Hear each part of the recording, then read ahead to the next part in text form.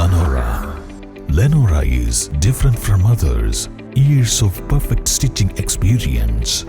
Lenora linen, cotton cloth and stitching. Pandikad Road, Vandoor. മഞ്ഞപ്പിത്ത വ്യാപനം രൂക്ഷമായ പോത്തുകല്ലിൽ പ്രതിരോധ പ്രവർത്തനങ്ങൾ ഊർജിതമാക്കാൻ തീരുമാനം.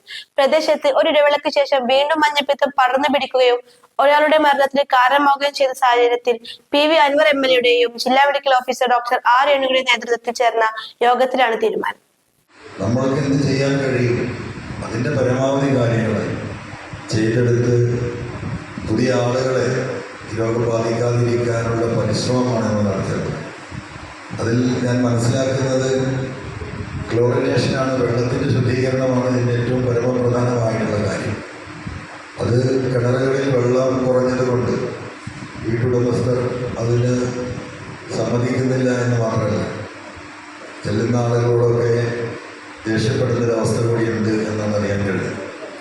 ഇതൊക്കെ നമ്മുടെ പരിമിതിക്ക് അപ്പുറമാണ്. അപ്പോൾ അവരെ കൂടുതൽ ബോധവൽക്കരിക്കുക എന്നതല്ലാതെ നമുക്കിതിന് മറ്റു മാർഗങ്ങളില്ല.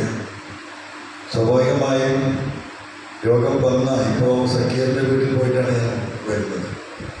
അപ്പോൾ അവിടെ നിന്ന് മനസ്സിലാക്കാൻ കഴിഞ്ഞത് ഈ പറയുന്നത് പോലെ തന്നെ ഡോക്ടർമാർക്കോ ബന്ധപ്പെട്ടവർക്കൊക്കെ ഈ കാര്യങ്ങൾ ഇത്ര സീരിയസ് ആണ്, നിങ്ങൾ ശ്രദ്ധിക്കണം, ഇന്നത് ചെയ്യണം എന്ന് പറയുമ്പോൾ അവർക്ക് പോലും അത് ഉൾക്കൊള്ളാൻ കഴിയുന്നില്ല എന്ന് പറയുമ്പോൾ നമുക്കറിയാം ഒരു എത്രത്തോളമാണ് അല്ലാത്ത വീടുകളിൽ ഉണ്ടാകുന്ന പ്രതിസന്ധികൾ എന്ന് നമുക്ക് മനസ്സിലാക്കാൻ സാധിക്കും.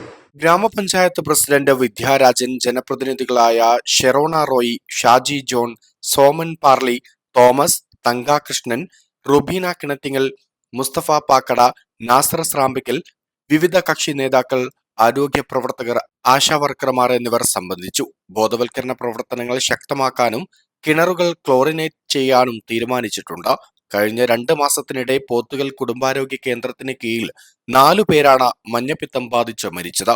ഒരാഴ്ചക്കുള്ളിൽ 25ഓളം പേർക്കാണ് പോത്തുകല്ലിൽ രോഗം സ്ഥിരീകരിച്ചത്. ഇതിൽ ഒരാളുടെ നില ഗുരുതരമാണ്. ഇയാൾ കോഴിക്കോട് ആശുപത്രിയിൽ ചികിത്സയിലാണ്. രോഗികളുമായുള്ള സമ്പർക്കവും ജാഗ്രതാ കുറവുമാണ് രോഗവ്യാപനത്തിന് ഇടയാക്കിയതെന്നാണ് ആരോഗ്യ വകുപ്പ് പറയുന്നത്. East live, Edakkara.